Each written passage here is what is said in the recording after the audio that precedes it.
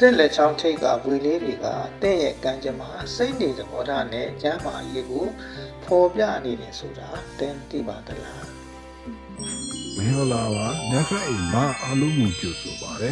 အထူးကဘွေရမျိုးအစား၄မျိုးအကြောင်းကိုမျှဝေပေးပါမယ်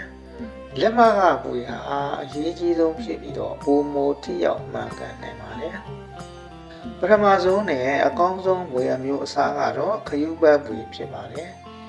အလေကစက်ဝိုင်းတံဝက်ဥရေလိုရွေ့ွေနေတဲ့ဘွေဖြစ်ပါတယ်ဒီဘွေပါသူတွေဟာထူးချွန်ဇွဲကောင်းတမာတိရှိပြီးလွတ်လပ်မှုကိုမြင်လို့သူတွေဖြစ်ပါတယ်စိတ်ကူးရင်သမားတွေဟုတ်ကြပါဘူး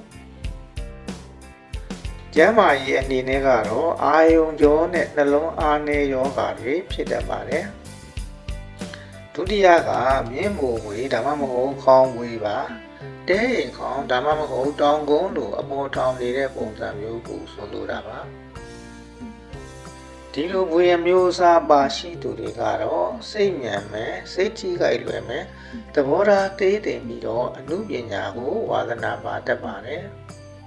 ကျမ်းမာရေးအနေနဲ့ကတော့စိတ်ထိကြိုက်လို့ရှိရင်ပြားနာတတ်ပြီးတော့ကိုယ်လက်အစီအကျော်ကြိုက်ခဲအားနေတတ်ပါတယ်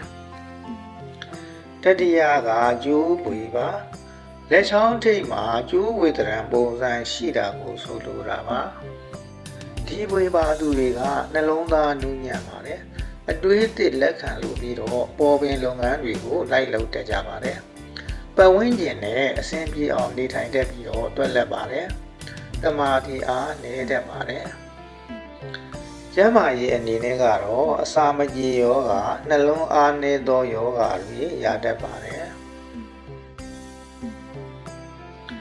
နောက်ဆုံးကတော့ရောထွေးပွေပါပွေအမျိုးအစားတစ်မျိုးတည်းမဟုတ်ပဲရောထွေးဖြစ်ပေါ်နေတာကိုဆိုလိုတာပါ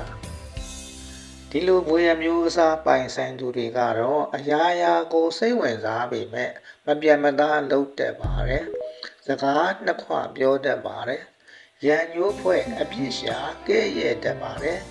ရောရောထွေးထွေးနေထိုင်လုပ်တိုင်တတ်ကြပါတယ်တတိပြုရမယ့်ယောဂါတွေကတော့အမွားလွန်ယောဂါအစီပိတ်အစိတ်အတောက်စေယောဂါကင်ဆာနဲ့ကံယောဂါများဖြစ်တတ်ကြပါတယ်အစာအသောက်အနေထိုင်ထူးဆင်ခြင်းမှုလိုအပ်ပါတယ်ဒီဘွေအမျိုးအစားတွေကတင့်အကြောင်းဘယ်လောက်တော့ပြောပြနေလဲဆိုတာသုံးသပ်ကြည့်ပါဘဝတုဒ္ဒအနေနဲ့ကြီးစုပြီးကိုယ့်ရဲ့ကျမ်းမာရေးနဲ့စိတ်နေသဘောထားကိုဆင်ခြင်နိုင်ပါတယ်